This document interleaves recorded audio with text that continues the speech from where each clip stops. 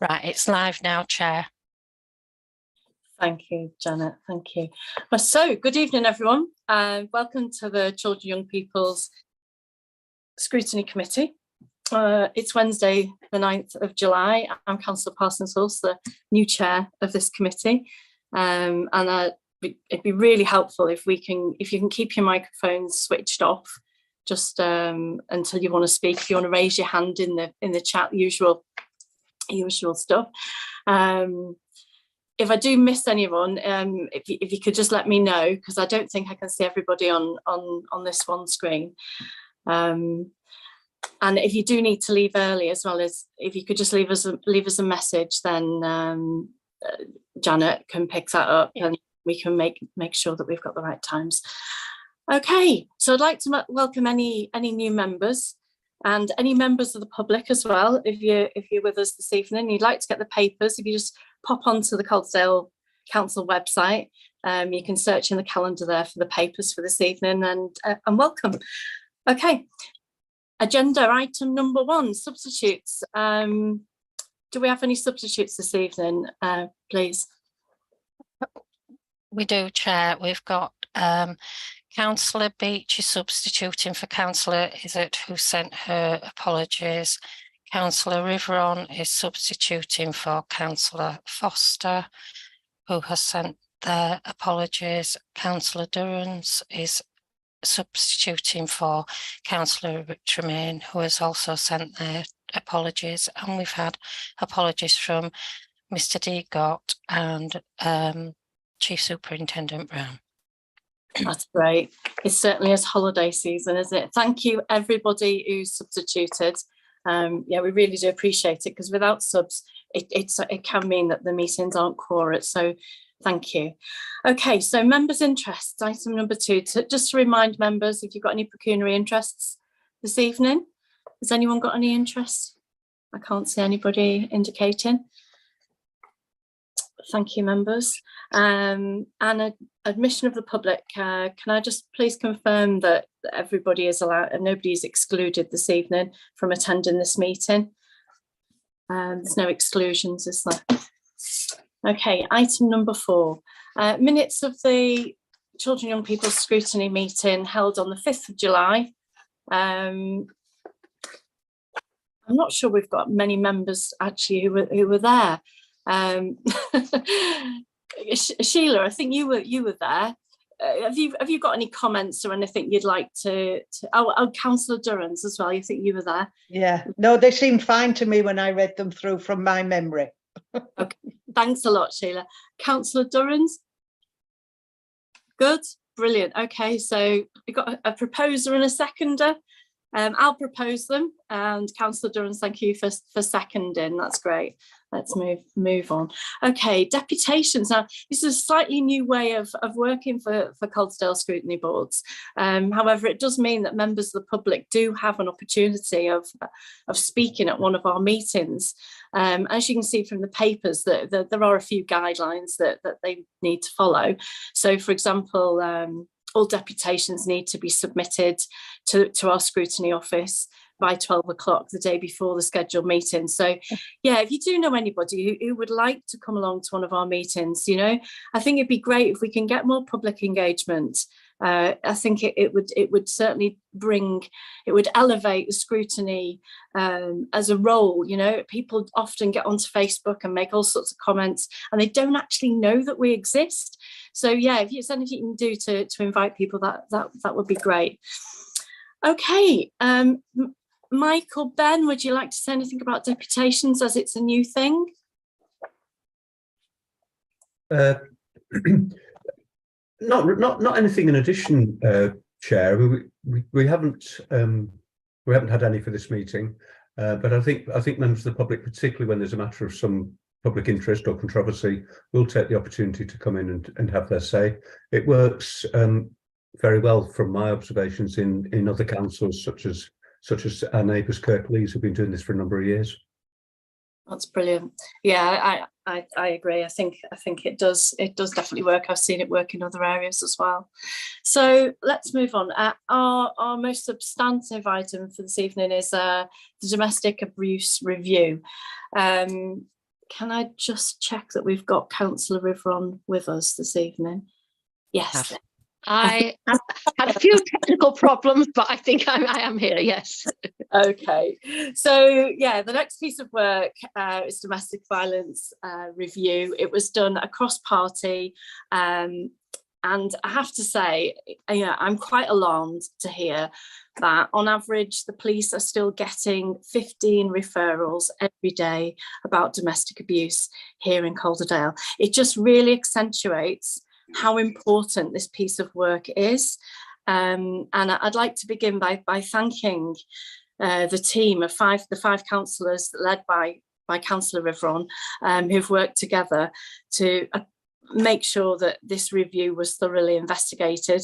I'd like to also thank all the organisations that have inputted into this, because it certainly was, it wasn't just Calderdale Council, put it that way, it was a lot of different partner organisations involved.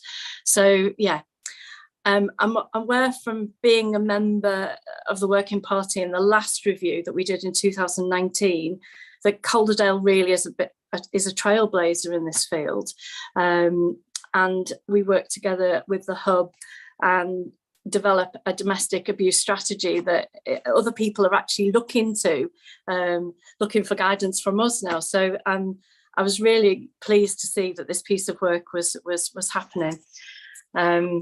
So as with anything else, there's always room for improvement. So I'd like to begin by inviting in Helen, Councillor Riveron, if you'd like to talk to us a little bit about what you discovered. Thank you, Helen. Right, thank you very much, Chair. The first point I was actually going to raise, well, I think we begin by saying we were pleased with the review. As you said, there is a lot of good practice. There were a lot of very positive contributions, and whilst there are things we will raise, and there is always room for improvement, I think it's important to say, as the report says, we are improving on what is overall a very good service. I'd also like to echo, I think we need to say again, thank everybody who contributed for all the different agencies, and they contributed openly and honestly. And that is the lifeblood of Scrutiny, and we could not scrut our services without that. So I think that's really important to say. The other point that you have said, you've already said as well, but I do think possibly it won't harm to say again, is the number of incidents. We are still getting 15 incidents a day to the police. That gives the idea of the scale of the problem. There won't be any community, anybody in Calderdale that isn't affected by that. I'm not going to sort of go through everything in a report. I haven't seen people have read it, but there are some issues that I do want to particularly highlight. I think one of them is that although we've said there is a very high level of commitment, we felt the profile of this issue could be raised. And I think this can be an issue with things that are by definition multi-agency. Is it very clear who's leading on it? Or, is it everybody's role? So it isn't anybody's. One thing we recommend is we'd like to see this adopted by the Health and Wellbeing Board and for them to update on progress. It will then be in a public forum on one on which all the key partners are represented. I think the other thing, looking at the high-level strategic issues, is that we would perhaps like greater clarity maybe about the lead member and the lead director responsibility. I think if you look at the chart on the first page, if like me you glaze over by the time you get to about the third level of who reports to who, I think it does say that it can be confusing. The structure isn't always clear. It isn't always facilitating the most effective or the most strategic approach. So we would like to suggest to the leader of the council and the chief executive that they look at the lead responsibility. It's not for Scrutiny's role to sort of say, what the structure should be, but I think it is to say that the current structure isn't the leadership isn't as clear as it needs to be, and the reporting isn't as clear as it needs to be. One of the advantages, I think, of having been involved in the 2019 review as well as this review is that I have been able to see where progress has been made and where it has stalled. On the issue of education and schools, this is hugely important and continues to be important, but we were pleased to say that this was an area where progress seemed to be made. In the 2019 review, most agents said this was an area that needed to improve. This time it was being highlighted as an area of strength. But as we've already said, things can always be better. And I think the role of schools and education, both in recognising incidents, schools are very often where they are recognised, but also the role in education role in terms of consent and positive relationships. And as well as in schools, often children being the hidden victims, is that where we can break the cycle. So we would stress that was important. We obviously understand that schools are very much autonomous bodies, self-governing bodies these days. So one of the things we would like to see is this referred to head teachers and governing bodies, who we hope would take this on board. One area, and I know this is a contentious one, I know this is something that you've been very concerned about, Chair, and where sadly we had not really progressed since 2019, is work with perpetrators. I said, I know this is contentious. I know people can see why shouldn't we be focusing on the victims, but unless we break the cycle, which is not always just responding more effectively to victims, it is actually around prevention. I think we do need to look at how we educate perpetrators, manage and challenge and change their behaviour. There has been work some done by Women's Centre, but this still came up as an issue where we weren't doing enough. And I think we would need to work with the Women's Centre and others to do more. We had some very interesting evidence from our health partners. And one thing that we were particularly concerned about, and this has come up in not only in this issue of domestic abuse, but a number of other areas, is the issue around dual diagnosis, where people have both mental health and substance abuse issues. To me, it's self-evident that these things do not exist in people in isolation. Very often, one is a response to the other, and it really doesn't helpful if people fall through the cracks because they have both an issue with substance abuse and mental health. We feel that the fact that the dual diagnosis post wasn't replaced, and our health partners it's not just us saying this, it was very much the evidence of our health partners that this was a retrograde step, and we would like to consider the reinstatement of this post as a matter of urgency. I've talked about some strategic things. I think we'd also like to talk about some very practical things. And one that came up was the sanctuary scheme. This is a low cost, very cost effective scheme where things like adaptations can be made to keep houses safe, could be just things like additional locks and so on. So victims of domestic abuse can stay in their own homes. We did have a bit of a last-minute scramble to find the funding this year, and possibly we hadn't had this review, we might not even have known about that. We would not want to repeat that this year, and we would ask that this now be funded year on year. I think the amount's fairly trivial. It's about £2,000, which even in the present climate is not a lot of money, and it is cost effective in that it can save the need for service, but for more intensive services later on. And the other issue I'd like to raise again is perhaps can be a difficult one, is what is so-called honour-based violence. This is an important issue, and it's often not well understood. There can be a lot of misconceptions. For example, it does not just affect one community, it does affect many different communities. And we felt that confidence was low in terms of identifying this issue. We did have representations from Karma Nirvana, and they do provide training for free. When we look at training for frontline workers, I would definitely like to recommend that includes training from Karma Nirvana on the issue of honour-based violence. And I think probably that would be something people welcome more widely. Another thing that was concerned, and again, this was quite specific, was when the police assessment asked victims as part of the domestic abuse safety and harm assessment, they had asked questions up till now about honour-based violence. We're told that question had been dropped. Again, that seems to be a retrograde step, and one of our recommendations is that could be reintroduced. Those are the main issues I particularly want to highlight from the report. It is obviously by its nature multi-agency, and we would like this report, as well as going to Cabinet, to go to the police and the NHS, and also to the primary heads and to Cash.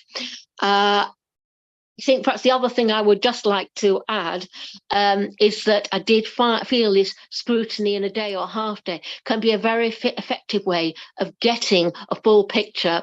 And if there are, inconsistent contradictions, you remember you've just heard that half an hour ago, so it's immediately fresh in your mind.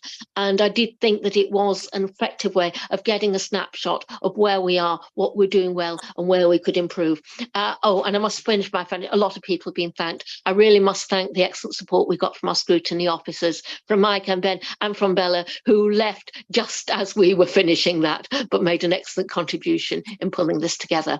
And obviously I'm happy to answer any questions. Thank you so much, Helen. Yeah, it's a fantastic piece of work, and I will come back to some of the points that you've made. Would anyone like to begin by asking a question or making a comment? Have we got any hands up? Councillor Durrance. Danielle. Hi, thank you. It was a really good report. A couple of comments, really. I know you said some of the primary heads getting involved. I used to work in a primary setting, and there used to be a behaviour support team that was specifically trained around awareness with younger people on domestic abuse. I'm not sure if those would still be available in order to share with schools, because even as a pastoral manager, there was disclosures made within those settings because of language use or awareness that they just hadn't been able to pick up on, or the young people didn't necessarily recognise that that's what it was. So I don't know if that's the case. The only other thing I was thinking, and the report is fantastic, there's really some really good in-depth work.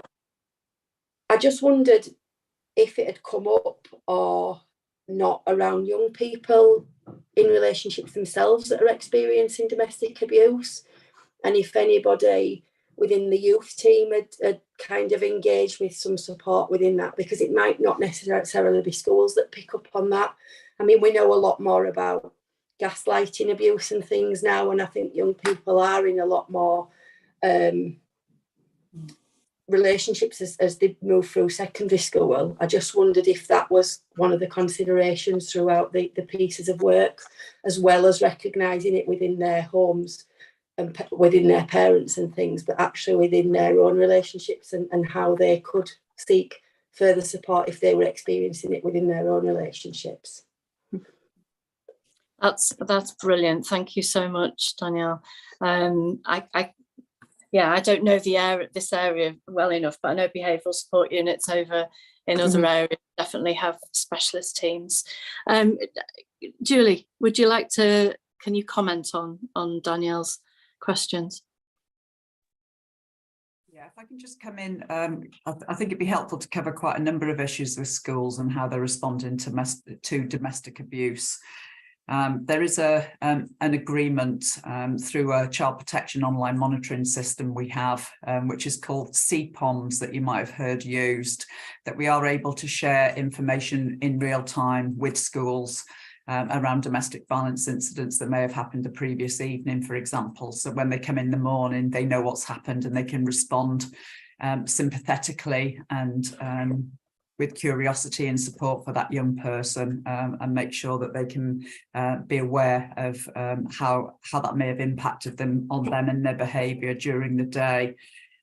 There's a number of initiatives really that's working within our schools at the minute. The first one is an education focus from West Yorkshire Police, and they have developed with teachers a complete safeguarding a whole programme of teaching in units, bite-sized chunks, which includes domestic abuse, which is called Pol Ed. And I'm going to drop it. There's a website and it shows you the kind of the breadth of the work. And it gives teachers, you know, ready-made lessons that they can just pull off the shelf, and domestic abuse and lots of other safeguarding issues are covered in that. So I will drop that into the chat so you can see what's there. So West Yorkshire Police have been taking this seriously, and they know that to reach children right across every age range and to do early intervention and preventative work is really important. The other thing that we have is the Tracy Braver in the West Yorkshire Mayor's office have made this a priority too. So violence against women and girls, people will know, is one of the Mayor's priorities. And they have funded some work on positive role models for boys in particular in schools. It's not in every secondary at the moment, but it's in a lot of our secondaries and will be. And this is utilising the rugby team and people, positive male role models from Halifax rugby team who are known to young people to go into schools and do group work and assemblies and etc. So there's work happening with a number of areas within schools, but we can take the recommendations as well from Councillor Rivron and the Scrutiny Review to talk to the secondary heads about this. Was there anything else, Councillor Durans, that you wanted answering specifically?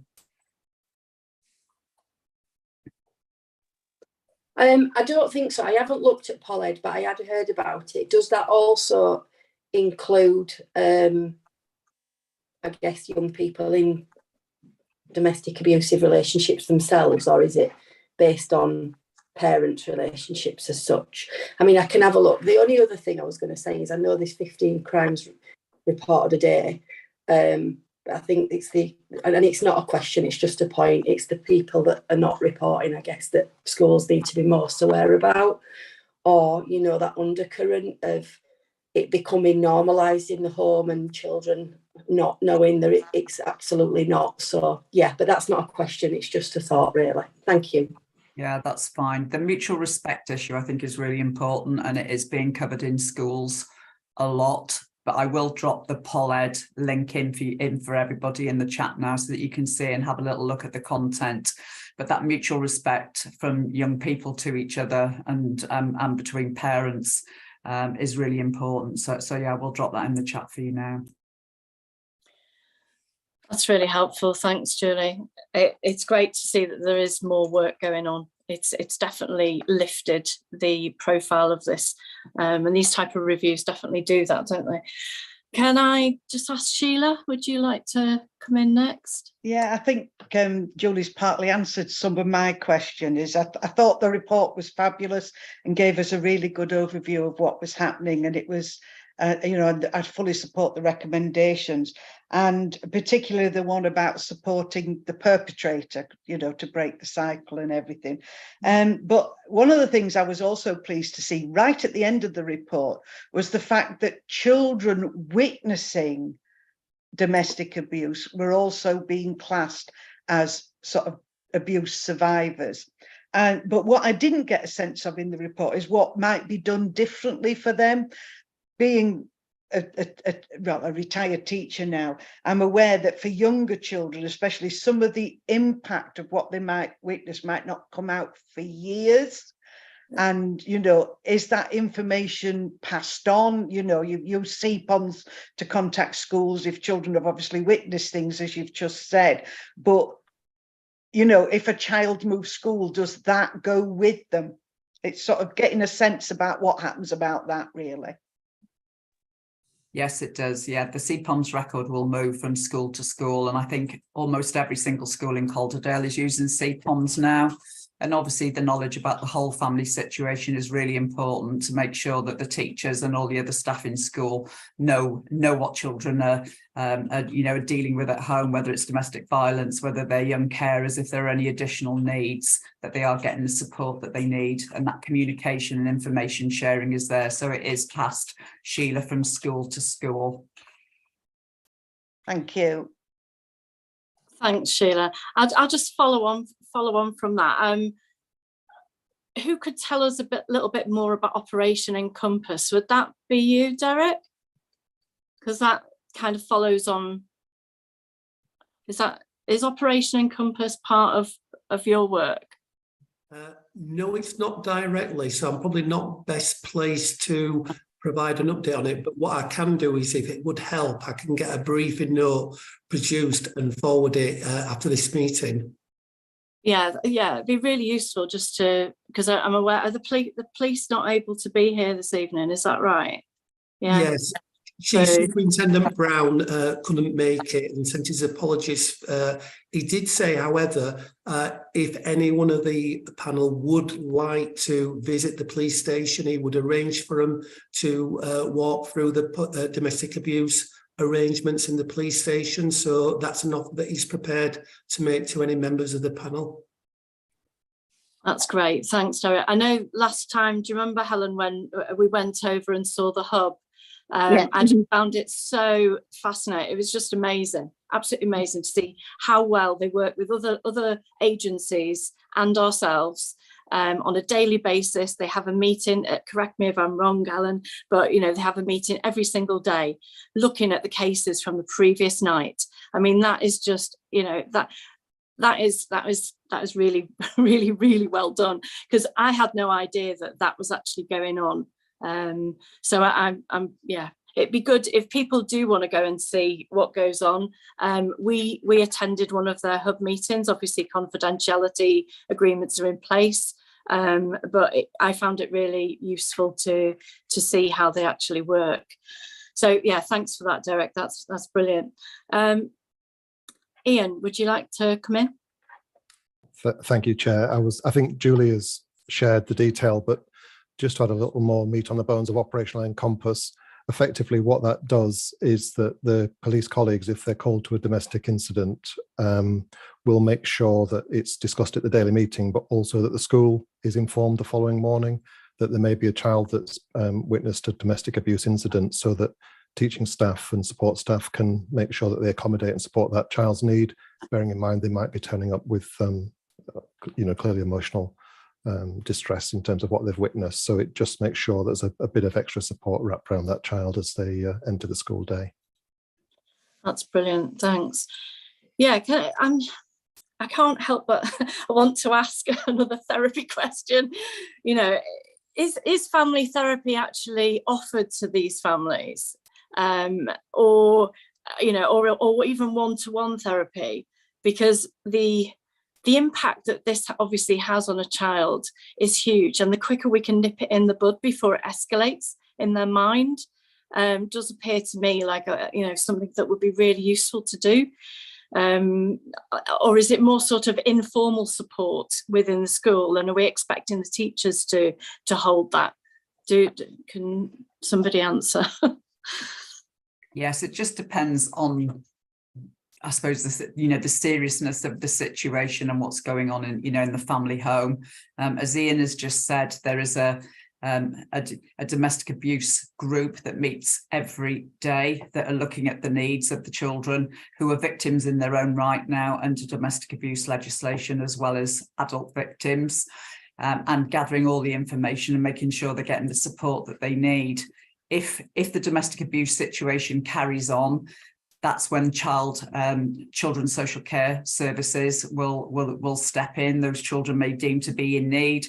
Indeed, they could go on to a child protection plan, and we do have a lot of child protection plans that really come into the category of emotional abuse, but recognising, as you're saying, Councillor Parsons-Hulse, the real effect this does have on children, on their future, on their emotional well-being, and indeed trying to break that cycle, because we know a lot of young people who've witnessed domestic abuse and been brought up in a household where it is prevalent can go on to be perpetrators themselves when they become adults. So it is all about early intervention and prevention. So depending on the level of severity and need, it is rated, if you like, when it comes into the domestic abuse hub, but into children's social care front door, about how high is the risk and what's going on in that family home. Is it low, is it medium, or is it high? And that dictates the response. working with the children, working with the victim, whether it's the mother or the father, but also the perpetrator work as well that was touched on from Councillor Riveron's report is really important too, about breaking that cycle.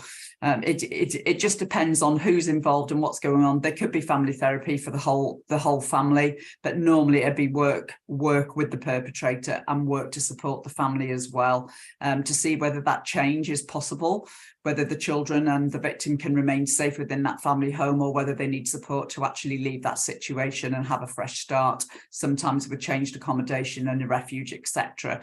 So each family is unique, isn't it? Each situation and the risk levels are unique. It really depends on, you know, kind of what's going on in the family home, what the level of risk is to the victim and to the children, and then which agencies are there to support. And there's different agencies to support children. The Women's Centre is one of them, but there are other providers like EdShift who work within Calderdale as well. And there's support for women from the Women's Centre. I'll just stop there, Councillor Parsons. No, that's okay. That's brilliant. Thank you. No, it's good that we all know, you know, it really is, because at the end of the day, you know, we might come across people, even if we just knock on somebody's door, you know, it's really important that we know where we can signpost people to, isn't it, as well? Thank you. Who was next? Councillor Lynn, were you next? Oh no, sorry, it was Councillor Atkinson, then Councillor Lynn. Thank you. Councillor Atkinson. Oh, thank you, Chair.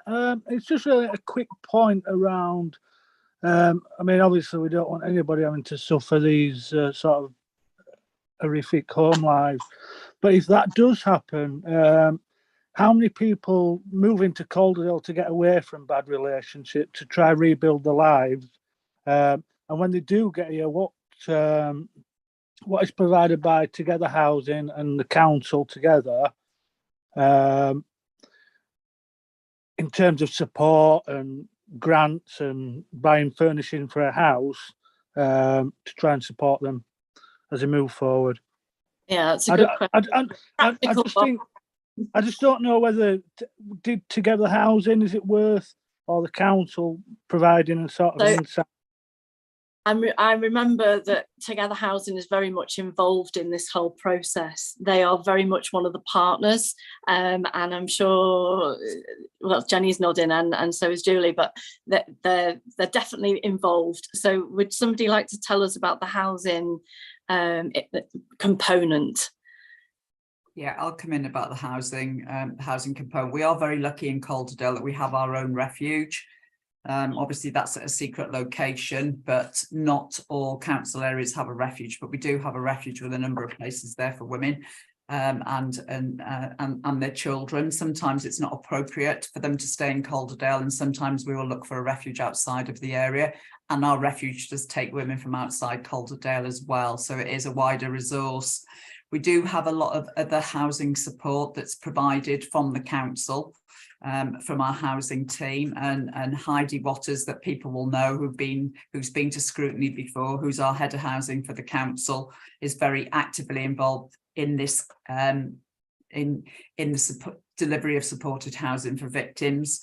She is currently, we have a domestic abuse strategic board, and underneath that there's an operational group, and Heidi has been the link between those two meetings. So Heidi's been driving the operational group and the focus on an action plan and the strategy delivery for the last almost 9 months now.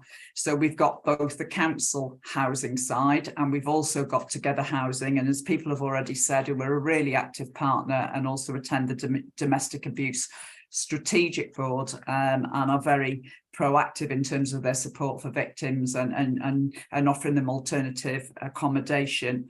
We did get some funding from the Department of Housing and Levelling Up.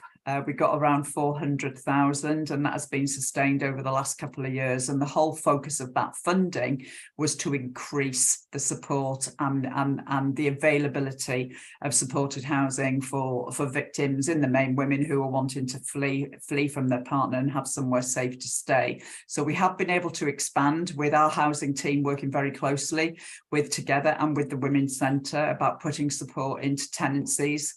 with women having tendencies of their own, but support and outreach that's able to be delivered. And we did recognise the fact that for some women who've got quite complex needs, they may have substance issues that they're tackling with. They may have some severe mental health problems that precludes them from living in a group situation like the refuge, that we can provide more of those very intensive separate tenancies where they can get the support they need. So there is a lot of work that's gone on around housing just to improve the volume of what we can offer in Calderdale, because if it's safe for people to remain within the borough, then that's what we'd like, is for victims and for women and their children in particular to feel safe and to have alternative accommodation, etc. So there is lots of active engagement with housing on the board, operational and strategic. Thanks for that, Julie. Councillor Atkinson, does that answer your question? Yeah, I mean, it was mainly about this sort of, I mean, I don't want to go into too much detail, but I was made aware of an example. It was more about in-house furnishings and people going into sort of blank canvases. I don't know the details around the case, and I don't want to share them. As far as I know, it's been sorted out, this problem now. So it's mainly about furnishing, because that's fine. Thank you for that. Yeah. No, that's a really good point. Yeah, I think the grants are available, and I think there is support there. Is Julie's nodding. I just remember, they're not just left. They're not just given a door key and off they go. There's a lot of support, both physically, practically, and emotionally, in the process. From what I remember, Councillor Lynn. Yes, thank you very much, Chair. Yes, I just thought as Cabinet Member for Public Services and co-chair of the Community Safety Partnership, I ought to kind of just put my two in as well. And first of all, just to thank Helen, who I know has been committed to this work, Councillor Riveron, for a long time, a long number of years, as I was back in the day as well. So I really appreciate it, the work that's gone on and that everybody else has been involved in. But I just wanted to say briefly about what happens as far as the Community Safety Partnership is concerned. The Community Safety Partnership, as people probably know, is the kind of statutory partnership based in government legislation that is supposed to keep an eye on everything to do with community safety, and obviously that includes the domestic homicide reviews, which we have to take responsibility for, and for a whole number, and for anything really basically that is to do with community safety, of which we know that domestic abuse is a significant component, and a significant component of what not only we as a council have to deal with, but obviously what the police and the criminal justice system have to deal with. So it's for that reason that the Community Safety Partnership, which involves quite a number of the partners that we're talking about here, including the police, Together Housing, the NHS and others, that's why part of a significant part of what we do each year when we're trying to determine how we allocate our budget is that we consider in particular the calls on our budget from partner organisations. So, for example, an example of that would be that we're very pleased to be able to support the Women's Centre with the independent domestic violence advocates, really, the IDVA system, which actually supports people who are facing having to be witnesses in court proceedings and all the rest of it. And that's a very, very valuable service. It's gone on for a number of years. We're really grateful for the work that's done by the Women's Centre with the funding that we're able to give. And there are a number of ways in which that's a small part of what the Community Safety Partnership has to do, albeit that domestic abuse as if you like, as part of the sort of community safety thing is simply part of a wider agenda. But I'd just like to say I'm very, very pleased with the report that's gone through, and of course the domestic abuse strategic forum and the operational group have been doing a lot of work recently in the preparation of their overall 5-year strategy. And I'm really pleased to see that coming through as well. Thank you. Thank you, Jenny. And while you're on, actually, so one of the questions I had really for Jenny or for Councillor Lynn is if the sanctuary scheme, which is what £2,000 is so valuable, is it something that it's practical support basically? Changing them locks can stop an abuser from getting through those doors. Is it something that we can?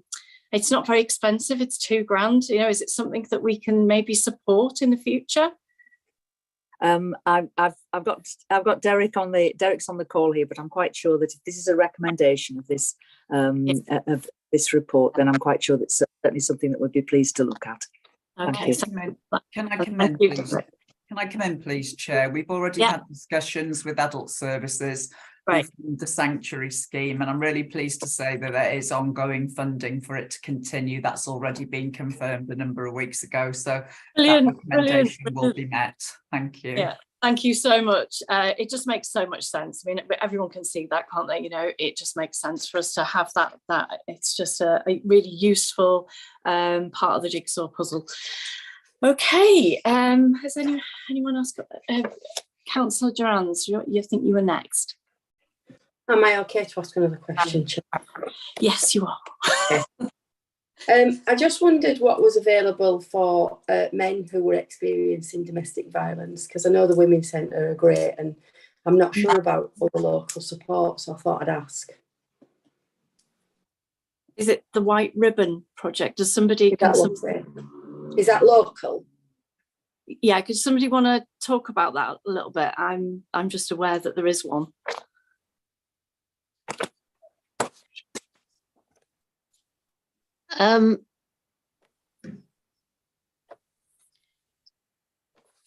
Helen, would you like to talk about that? As nobody else has volunteered, I don't think I'm the expert on it, but I think what the White Ribbon is specifically men looking at addressing domestic violence, rather than, I don't think they're specifically looking at male victims. And I think they are very much I think as we keep saying that, we can't just see this as a women's problem, and they are a group that's very much taken on the responsibility of men around domestic violence. I think that the Women's Centre does have responsibility for victims across the board, but whilst top of my head around 85 thank you. I was going to see now, as I said, that they do have a male support worker. That's what I thought, but I was addressing this from memory, and I don't know if anybody else can actually give more information than I have. The focus is very much, I suppose, on male perpetrators, female victims. My understanding is 85% of cases that is the case. There are a small number of male victims, and there are also a small number of victims in same-sex relationships, which could be male victims of male perpetrators or female. And I think it is important those aren't forgotten. But thank you. I did think that was said, that the support was there from the Women's Centre, although except this group that can get overlooked. Thank you. That's great. Thank you, Helen. I'm just noticing there's some messages in the chat. Yeah. I think Mandy has the hand up, Chair. Yeah. Mandy, okay, so can I, you obviously want to tell us about the perpetrators programme. Can I talk a little bit about that, and then we'll come back to you? Is that okay? There was a comment in before. I was just clarifying that they have a domestic abuse perpetrator programme. I don't know too much about it, but I had a comment earlier. But I can say that later. That's not a problem at all. So so obviously there's been quite a lot of mention about perpetrator programmes. So the more work that's carried out with perpetrators and mechanisms are further developed to allow perpetrators to manage and control their behaviour, I think is what the quote was in the report. It's really encouraging to see that this report is covering that, because as everyone said, prevention is obviously better than a cure. From what I remember, there was a pilot study, and I think it'd be really interesting to have a bit of an update about this. So in 2009, they looked, I think there were 6 people who actually went on to do something, it's called Caring Dads, a perpetrators program where men could learn about building relationships, better relationships, and how to address their abusive behaviour. And from what I remember from that one programme, I think out of the 6 men who participated, it started with 6 fathers, a 17-week project it was, and it ended with 3. And I remember at the time the officers saying, oh, well, it wasn't very successful because only 3 people came out of it. And then but on the face of it, it might, we might say, oh, that's not very successful. But actually, when we drilled into it, there was 15 children involved. That impact that it had on safeguarding those children, and we could have seen it. Actually, it was a success if we got even 3 men to engage with that project. It could, and that's before we start looking. Obviously, we've got the emotional aspect to it, but there is also the financial aspect to it. And I think at the time when we looked at it, I see Julie's nodding. I think, did we go ahead, Julie, and get some more funding on that? I think we did. Yeah, we did, didn't we? Because we do have a Caring Dads programme, and it's run within Di Drury's services and within children's services. The family intervention team that you may have heard, they've got a wide range of support for families, but particularly for children in need. But they run a Caring Dads programme that's operating. So yes, we have committed to it. Councillor Parsons also is there in Calderdale. Thank you. That's very reassuring to hear. I think when we sat down and did the figures, so if, like, say, 15 children were removed from families, to put it in financial terms, I mean, obviously that's before you even look at the long-term emotional situation. And financial terms, it was like 49 grand per week if we sort of work it on 3k average per child per week. That's over £2 million a year. I think I'm really pleased to hear that there is a Caring Dads programme. But I think also just to acknowledge that behaviour change, as we all know, it takes a lot of effort. And anyone here who's ever tried to give up smoking or to reduce the amount that you drink or go on a diet, you'll know what we're talking about here. The brain basically releases these neurotransmitters that make us feel good, or so to change that behaviour, really, it takes a hell of a lot of determination, and that brain needs to do repetition. You can't just go on a course and then that's it. The continued support that needs to happen afterwards. So yeah, it's great to see that there's a perpetrators programme going on, and it's okay that if people come and go from that. I think it's really important that we don't go, oh well, you didn't, you failed the first time, so you can't come on it again. I think there's layers to this behaviour, and that, as we've discussed already, they will have picked this behaviour up at a very, very young age. So it will take a few attempts to change behaviour. So thank you so much, everyone. As Mandeep, would you like to come back on the perpetrators programme? Yeah, sorry, it wasn't specifically about the perpetrators programme. It was just saying that a lot of the support that Julie Jenkins was referring to, like either with the school and the women's centre, I'm actually one of the users of some of those services. And what I do know is just from a recent meeting in the user group that there isn't actually any counselling or play therapy offered by the Women's Centre anymore. The counselling they did have previously, there was at least a 1-year waiting list for that. The only therapy that I've had personally, or that I know of other people in a similar situation at primary school level, has been through things like Noah's Ark or through the early intervention team, and sort of through those services, but not specifically at the Women's Centre. So I think that's one of the things that I noticed as well in the report, and just from the comments, that a lot of the abuse doesn't necessarily stop, obviously, when the victims, perpetrators and families are separated, or even if the services involved, that it can continue long after, not just emotion, sort of not just physical abuse, but obviously there's the financial and emotional abuse, and particularly if then there will be situations where children are in contact with the abusive parent. So it wasn't clear from here what kind of work or support is being provided say for like the primary school level in particular, you know, for children who might need that kind of you know, support or therapy, as you mentioned, but also in terms of the post-separation abuse, where, for instance, children are, you know, they're obviously going to be going to school, but they might still be having contact with an abusive parent. So it'd just be really helpful just to have a bit more insight on that. Yeah, in risk of sounding like a broken record, I would really like to see more therapeutic intervention, but obviously it's expensive. I get that, but you know, not if we look at the cost. You know, £2 million, 15 kids. You know, it's a no-brainer to me how much that therapy costs. It's just, you know, it's invest to save, isn't it? And let's, you know, we're stopping that distress. That's what, you know, the long-term distress that this can cause. So please, I just beg the powers that be, please can we have some creative arts therapies, because that actually deals with the non-verbal trauma. But anyway, I'm sounding like a broken record. 6 years later, I'm still saying the same thing. Anybody else would like to comment? Let me just check.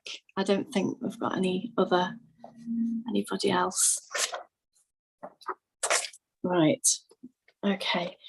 So can I suggest that we as a committee recommend that this report will be sent to the Cabinet for them to consider this at the next meeting in, I think that's in September, I think that is.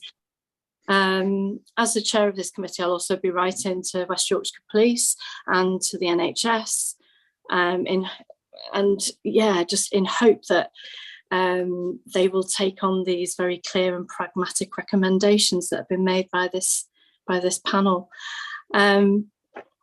Once again, big thank you to Helen Riveron and all of your team, Councillor Sue Holdsworth, Dot Foster, Stephen Lee and Audrey Smith, and of course to our Scrutiny team, who've done an amazing piece of work. Thank you so much. Could I just add, and recommendation also goes to the primary heads and to Cash as well? Yes, we will send that on. Mike, can you make or Ben, can you make a note of that for us? Thank you. Okay, let's move on. Item number 7. So following the visit to Calderdale Children's Services, anybody who would like to leave, by the way, feel free to do so. You don't have to stay for the whole meeting, okay? If you've just come for this bit, please do feel free to leave. And thank you so much for coming. Okay, brilliant. Okay, so just focus. The focus then was on children's services, and we've got our have we got our assistant Di with us this evening? She is, Councillor Parsons. Yes, I am. Yeah. I'm just going to say a few words of introduction, and then Di's got a short presentation I think that she wants to share with you just on our response to the visit from Ofsted. So just to explain to Scrutiny members, we do get a visit from Ofsted. This is around the children's social care services that Di manages. They come to have a look, to do an unannounced inspection at least once a year. Sometimes it's a longer inspection and sometimes it's a short inspection, and this is one of the short ones, which is called a focused visit. And what Ofsted do is they pick a particular area of service they want to have a look at. Last year it was leaving care services. This year it was children in need and child protection services, which is managed within Di's service. So they are on site for a couple of days, meeting with the social workers, looking at the case files. They get a lot of information before they arrive. It's not graded. We don't get a grade for this. We are currently graded good for children's social care, with an outstanding feature for our children in care and care leavers service. So this is looking at a different area of work, and there are a lot of positives in here, but I'm not going to steal Di's thunder because she's going to take you through some of the highlights from it, but also how we're responding to what Ofsted have found when they came. So I'm going to hand over to Di. Thanks, Councillor Parsons-Halls. Thank you, Julie. Welcome, Di. Nice to see you. Thank you. Thanks very much. Thank you, Chair. I'm just going to see if I can just share this presentation, but it might be a challenge because I'm on Zoom, so just bear with me 1 second. It's very short. It's just a few slides, really. Let me just see. It's just sharing. It's just sharing your screen. There we are. Right, I might find the right button. It says disabled. So it doesn't look like I'm able to share, which is unfortunate. Is that something you can help with, Janet? I think Janet's gonna facilitate that. Thank you. You want to just try again?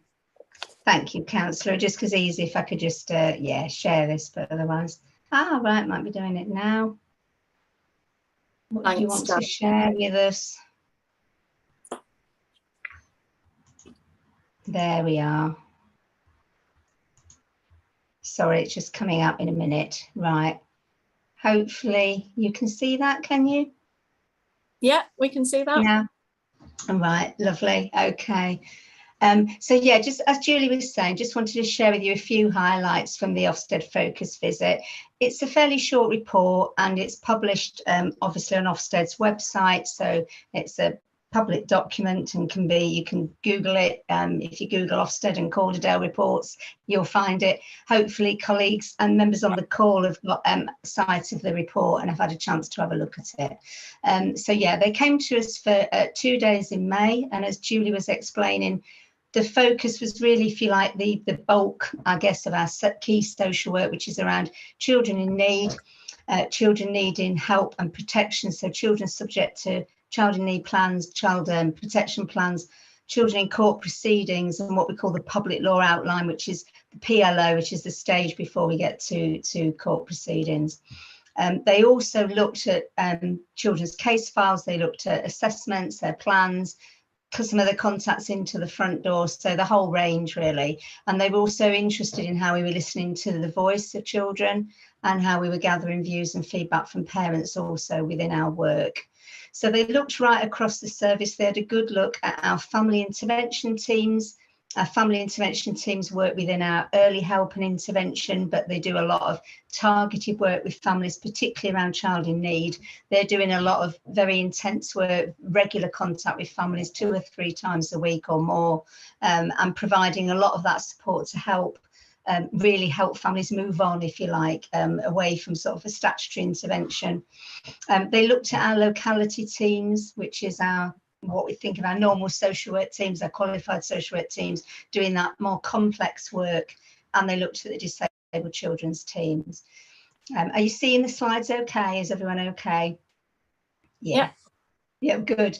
So I just wanted to just highlight a few quotes. I mean, people will see from the actual report, but there were lots of positive messages in the report, and obviously we've shared these with colleagues and shared these with our staff, which we were pleased to see. So lots of really positive comments. I won't read these all out to you, but I'm just putting a few up just for people to note. So, social workers met with inspectors. They spoke really positively about Calderdale, about our culture, about supervision that they had, how well supported they felt. And the Ofsted inspectors actually wrote us about fostering a real environment to enable social work to flourish and where social workers feel safe, which was really, really nice to read. Talks as well about effective services and effective planning for children, so children getting the right services at the right time. So there's lots of really nice stuff in this report. Talked about how our children are seen regularly by workers who know them well, and this is something we pride ourselves on in Calderdale. It's a legacy from when Julie was in this role and all the brilliant work she did, and all the team here for a long time, that we have a systemic model of practice. We really work on relationship-based practice within children's social care and children's services. So we do expect our social workers to really know the children and really work with the family and understand their journey. So there was a clear sense that the child's experience informs planning, and then they also talked about the work within the disabled children's team and how well children having their needs met effectively by that service, which again is a really hard working service and it's very child focused.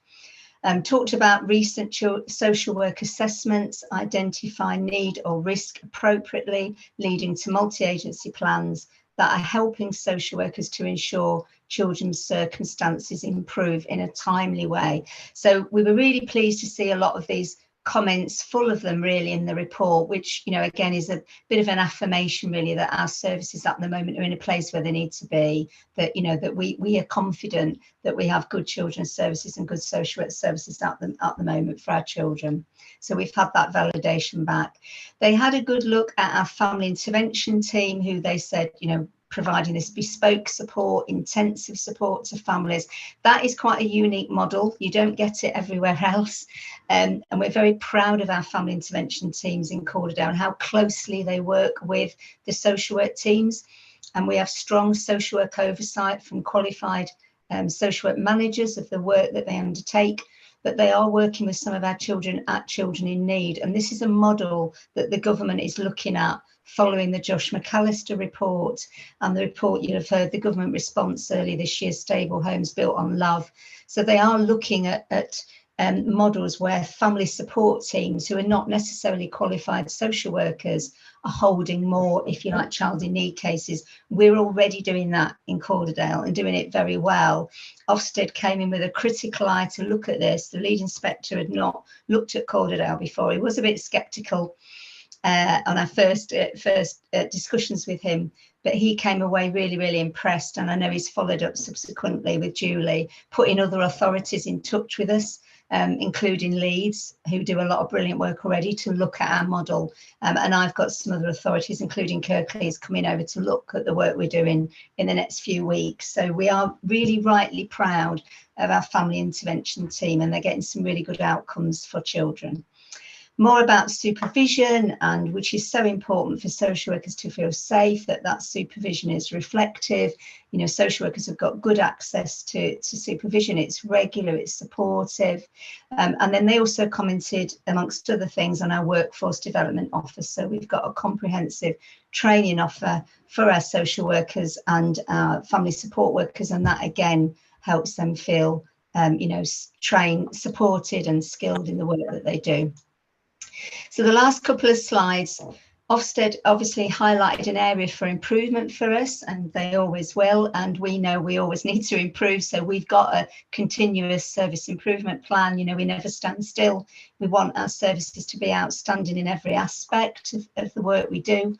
But one area for improvement they highlighted was the fact that we had a higher number of children at the time they came to visit us subject to child protection plans for a second time than was a bit above the average. I'll talk to you a little bit on the next slide about the numbers and the data, but our numbers had increased for various reasons, partly due to we'd had quite a high referral rate last autumn. We'd had quite a lot of work coming through the system. We think that might have been a bit related to the you know, the sort of conditions and the cost of living crisis, but we were identifying a lot of need, responding to a lot of need. So our referral rate went up for a while last autumn, and that fed through to quite a lot more work in the system.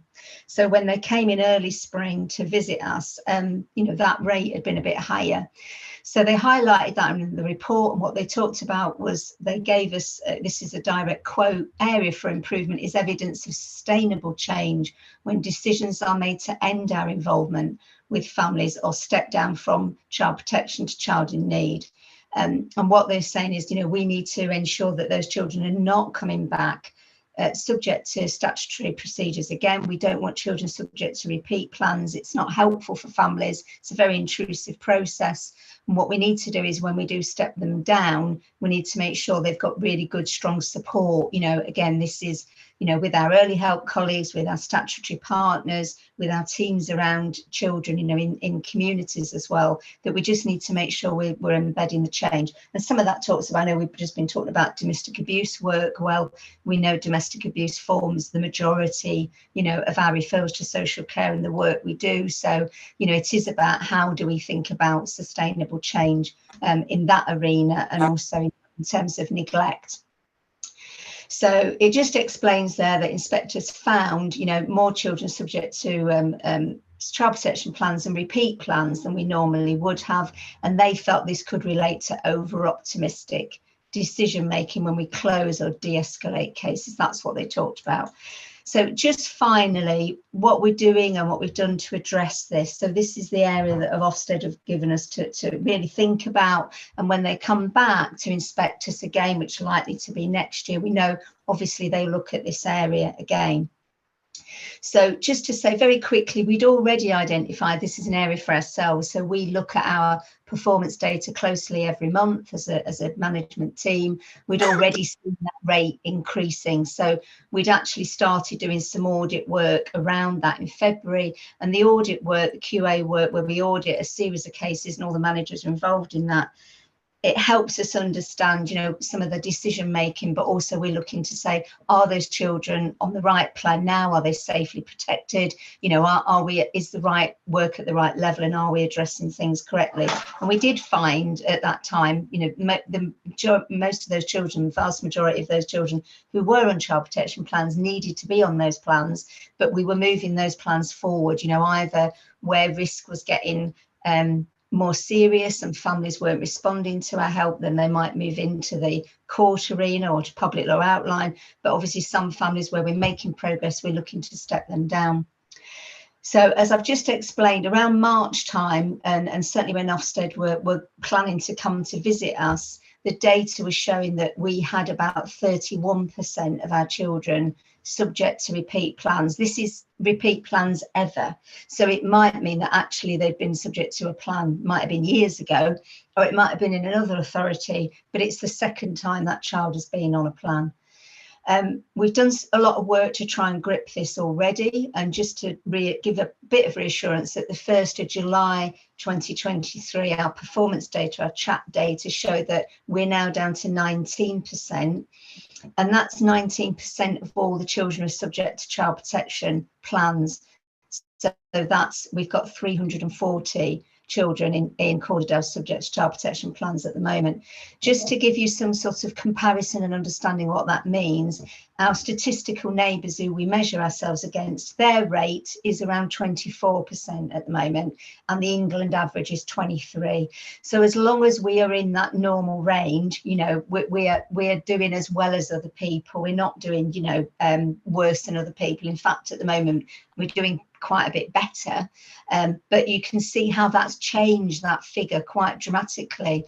And because we've got relatively small numbers in Calderdale, what happens is sometimes you get some large families, and if a couple of large families become subject to child protection, it kind of skews your data a little bit, so your data does fluctuate.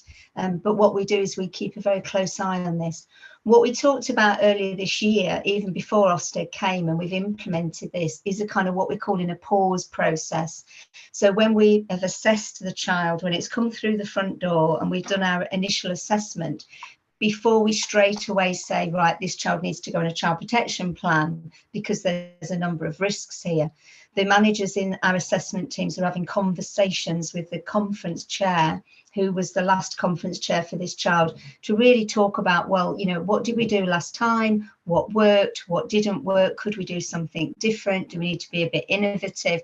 And they're thinking of different ways that we could work, and whether we could manage, you know, safely and appropriately, for example, on a child in need plan, whether we could put some different sort of intervention in from our family intervention team or targeted youth team. So we are doing that sort of process where we're stopping and thinking, and we're not just getting on a treadmill of, you know, we've done a section 47 child protection inquiry, now we have to go on a child protection plan. So that's helping. And this is part of an agreed action plan that we've got with SLT as my senior leadership team. So that's my managers and our IROs, which are our independent reviewing officers, because clearly it's the independent reviewing officers who are the conference chairs who are managing the child protection process. So what we've got across the service is a kind of agreed plan of action where we're looking at that pause process, we're looking at our step down process, so we're auditing our cases who've recently stepped down as well. We're doing that on a regular basis to make sure our planning is robust and to see if we can bring about a change with that, you know, bringing more sustainable change for families. So embedding that change so that children don't come back onto plans. We will continue this focus that we've got on this work, I mean, continually, but certainly over the next 12 months. What we do is we monitor that through our monthly performance meetings, as I've spoken about. We have our regular audit. We've had an audit meeting today. We have a full audit meeting every month, and we do a lot of audit work across the service continually. We'll have a further case audit on this area, children subject to repeat plans. Probably we've done 2 already this year, so we're going to look towards the end of the year in November to take any learning and to check on our progress. So not just the data, but we're looking at the, you know, what the practice is telling us. And I just referred to our continuous service improvement plan we have, which is our, you know, getting to outstanding plan. And this obviously this action has formed part of that plan now. I'll stop sharing because that's probably helpful at this point, if that's okay. I hope that was helpful for people. I'm happy to take any questions. Thank you. That's great. Thank you so much, Diane. It's great to see it's such a person-centred process, that child-centred process. I think, yeah, it does. It sounds really good. Can I just ask if there's anybody got any comments or questions? Okay, I'll start. So I noticed that there was a mention of challenges to recruitment and retention being addressed through the investment in the workforce. Can you please explain how you are doing with this? You know, it's great to see that we've got, you know, these staff that are building relationships, which is really important for attachment, obviously. But I did notice that over half of our staff that have been in service as social workers, like for less than 5 years, and only 4 of our staff have been social workers for more than 20 years. So we do have quite a lot less experienced group of people within the team, you know, and that, I mean, that's not to say they're not doing great work, of course they are, but you know, it's a very emotionally demanding job, and obviously, you know, you've got your supervision in place, which is fantastic, but they will still witness some very harrowing situations. What are we putting in place to support those less experienced staff, and also so that they don't burn out or go to another local authority? Yeah, no, thank you, Councillor. Really good questions.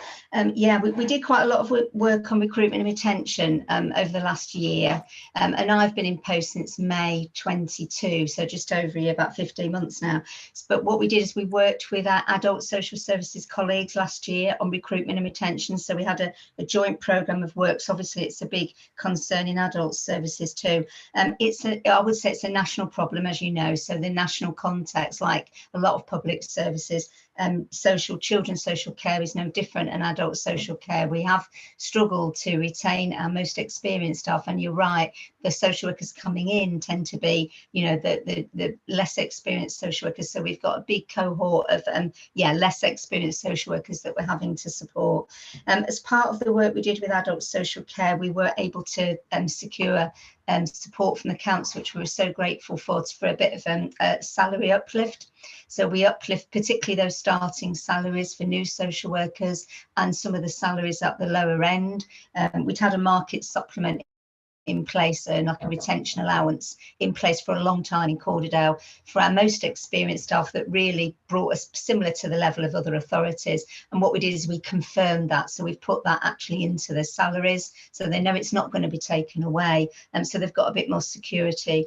So the work we did around slightly increasing salaries did help. It's brought us more in line with, you know, some of our neighbouring authorities, and it's difficult because you don't want to get into a, you know, never-ending race with your local neighbours, do you, about recruitment? It's always tough, but that has supported. So we have had at least 2 social workers have joined our MAST who've got experience, who are level 3 experienced in the last couple of months. We've recruited those. We've had 2 social workers join us from Kirklees, again, already experienced social workers. And we've been able to recruit to all of our child assessment team. So from 1st of October, we won't have any agency workers in our children's assessment team. So I think we're doing really well on that, actually. And we have managed to reduce the number of agency staff, our reliance on agency agency staff. So when I came in last year, I was quite worried about our front door and the stability there. So we talked, we got support to put a project team in for a period of time in our front door. We've been able to let them go. So as I say, we have, we finished those in April, and largely we've replaced all of those posts with permanent staff. So that has really helped. What I would say is what supports our staff as well, the second part of your question about how are we supporting them, it is a tough job. I suppose a few things really. We've got a really good systemic model of practice. So and that's well embedded in Calderdale. So our social workers work in small pods of 4 or 5 social workers, and they have a practice manager. So they have quite close supervision, and we have these kind of reflective pod sessions. So every week they can get together and talk about the cases. So we have kind of that very, restorative approach really to the way we work, and then they're overseen by a team manager as well. So they've got the team manager support, but they've got a practice manager just for their pod. So that model helps. We've got a really good principal social worker, Louise Ambler, who's lovely, who's Calderdale grown, and she does some fabulous work, not just supporting training and development, but going out and talking to the staff and seeing what it's like on the ground, and then coming, I manage her, but she regularly talks to me and my managers and to Julie to say, well, we've got this issue or that issue, or we need to look at that. She's very focused on practice, but she's also, her role is about supporting staff as well. So we've got that. And what Louise does is Louise provides that quarterly report to Scrutiny on caseloads. So we've got that coming to the next Scrutiny, where Louise will do her update report on agency workers, vacancies, all the things we've just been talking about, length of time in service and our current vacancies. We've got a really strong programme for our support for our newly qualified social workers. So our newly qualified social workers who are on their assessed year in practice, sometimes gets referred to AYSE, you might hear that, but it's their assessed year in practice. And again, Louise, with our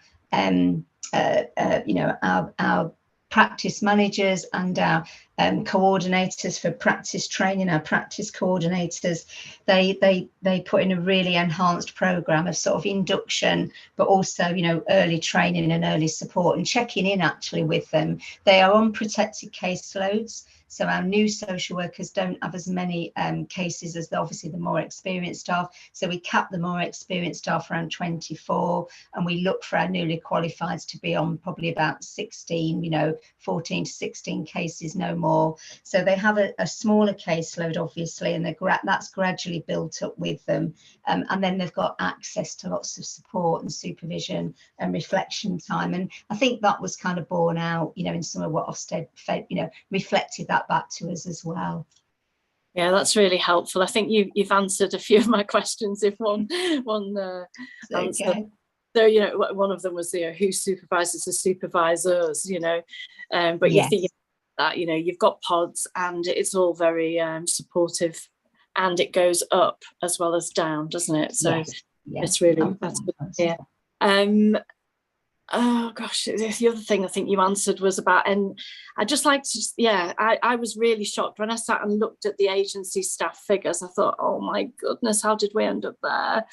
Obviously, I'm new to chairing this committee. Yes. Yeah. But, so in 2017, we spent 164,000. It then doubled by 2019 to 421,000. And then it doubled again. Obviously, we've got COVID factor to 886,000. And now in 2022-23, we've got a whopping bill of £1.5 million for agency staff. So I think by you being able to say, yes, we've done this about it, you're aware of it, which is good for us to hear. Yeah. And also you started making progress there. Obviously, these challenges to recruitment, it's expensive. And there's a lot of competition. No disrespect to any agency staff ever, because, you know, this job is a really hard one to do. But the relationships, as you've mentioned before, to build those relationships within a social work practice, especially the attachment that's required to get that trust with those children, you know, that needs ongoing relationship building, which is great to hear it happens in Calderdale. Brilliant. Yes. But if we've just got agency staff, it's really hard to maintain. So yes. It's great to hear that, you know, you're looking at that. Danielle, you've been really patient. Thank you so much for waiting. You've got a question. Fine, thank you. I guess I wanted to ask, so I think it's a really difficult thing to manage, because one of the areas that was picked up on is that re-referral back onto child protection. But then the other thing that's really challenging for the service is that you're measured on neighbouring boroughs or national percentages. So I guess I'm just asking, how do you do that safely without feeling the pressure of meeting the criteria? Because whilst 31% is, or whatever the percentage is, because that's the re-referral, I think, if I got it right, but whilst the percentage may be higher, I'm not necessarily seeing it as always a negative if a child's picked up and on that protection rather than not. So have I made sense there? Yeah, absolutely. And I think completely, counsellor. And I think what you're saying, you know, it has to be the right decision for the child, isn't it? It's not. It's so not. You know, we're trying not to manage the service. I hear what you're saying, just to meet the percentages, to make the data look right. And that's why we do the audit work. So that's why we do the quality assurance, the audit work, because actually, you know, if the child needs to be on the plan, the child needs to be on the plan. So the audit work is checking that, have we got that right? You know, we've not perhaps suddenly moved our threshold and saying, well, actually, why is this child on a child protection plan with all this multi-agency involvement? We could have managed this at child in need. You know, that's the question in our mind when we're looking at the actual cases. So yeah, you're right. The figures, the data, those numbers are just guidelines, really.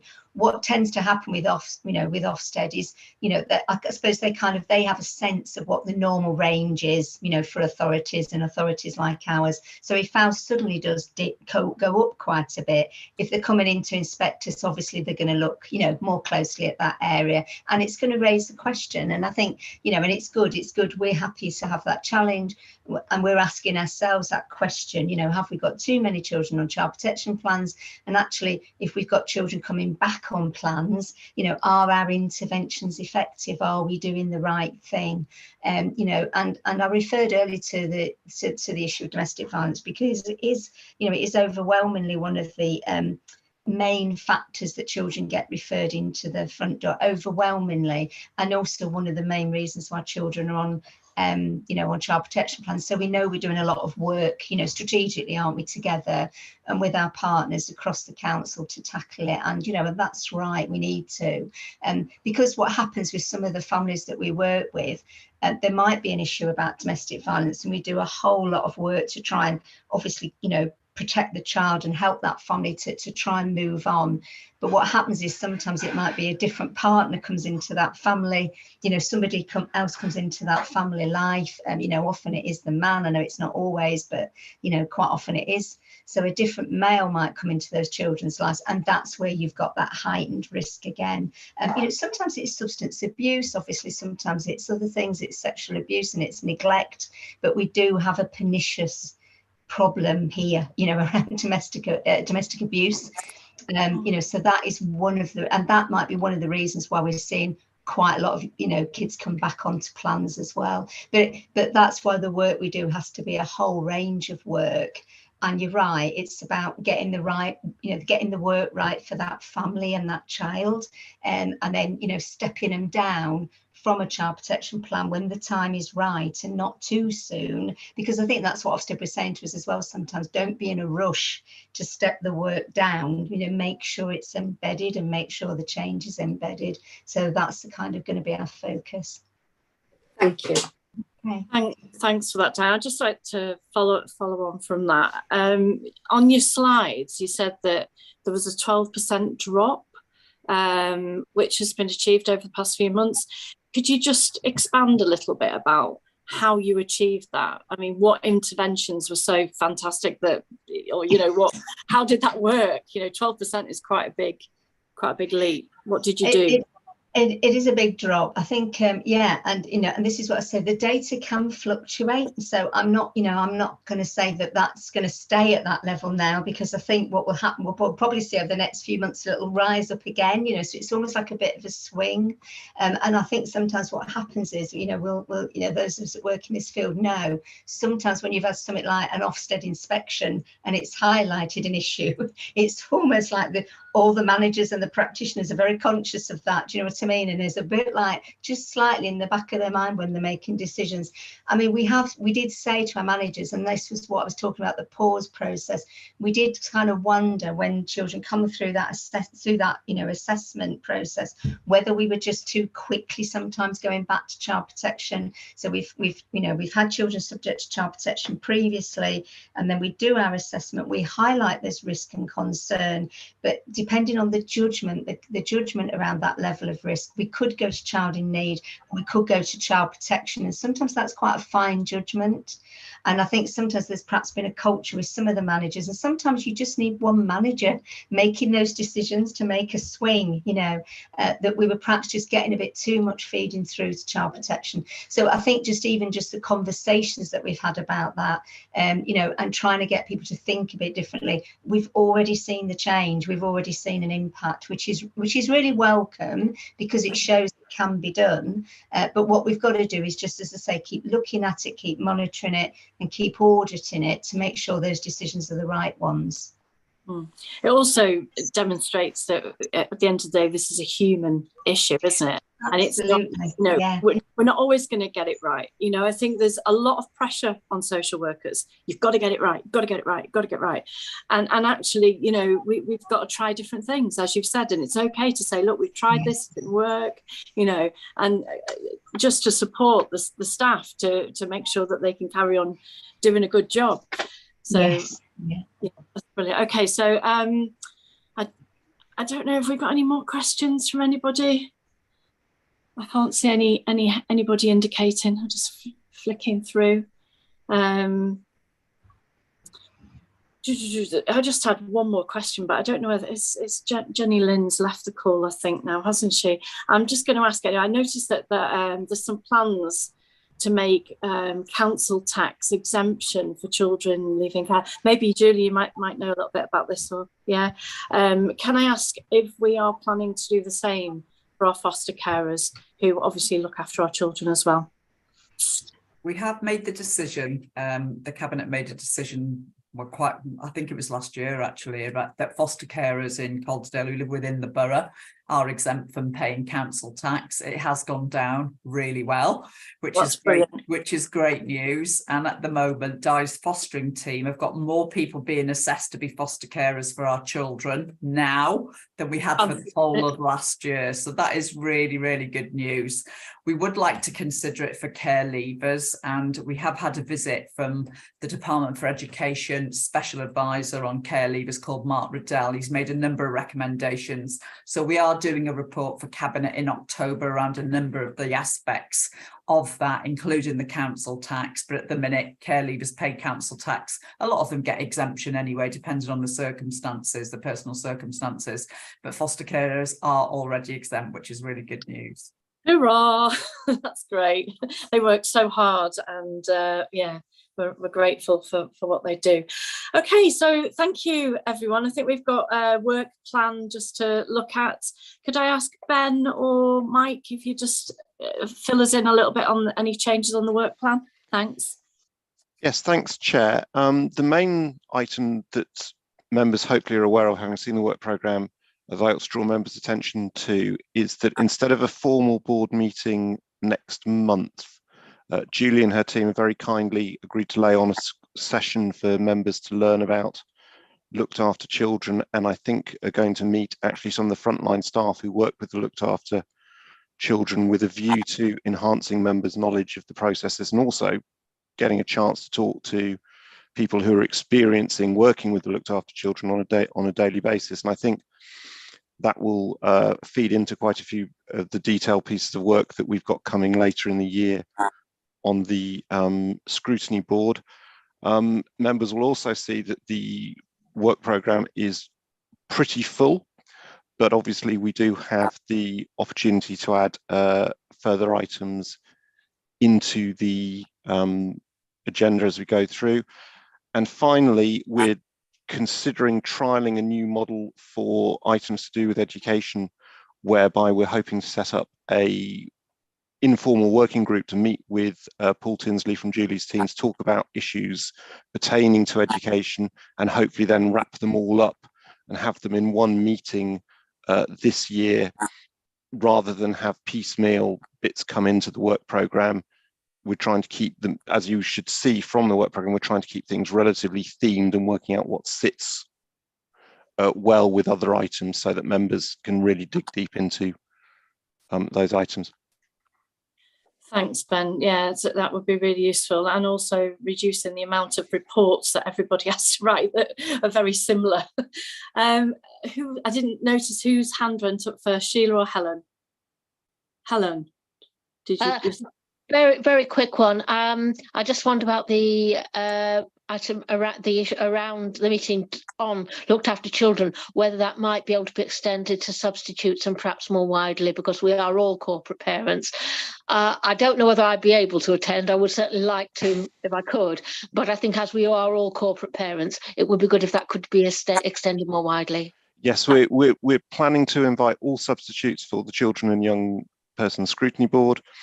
And we're also having a meeting with Amanda Venning to talk about how corporate parenting could be explored for members in the future. And I know Amanda's got an item on that on her development programme as well. Yeah, that'd be great. Thank you. That's a good point, Helen. I think everybody needs to know. Sheila.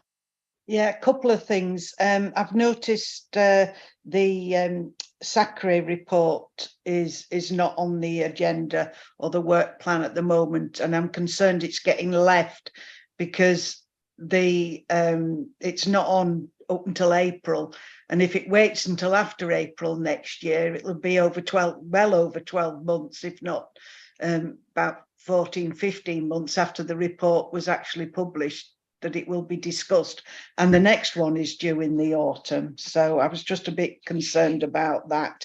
If we can squeeze it in somewhere earlier, that I think that would be very helpful. And I declare an interest as chair of SACRE, of course, on that.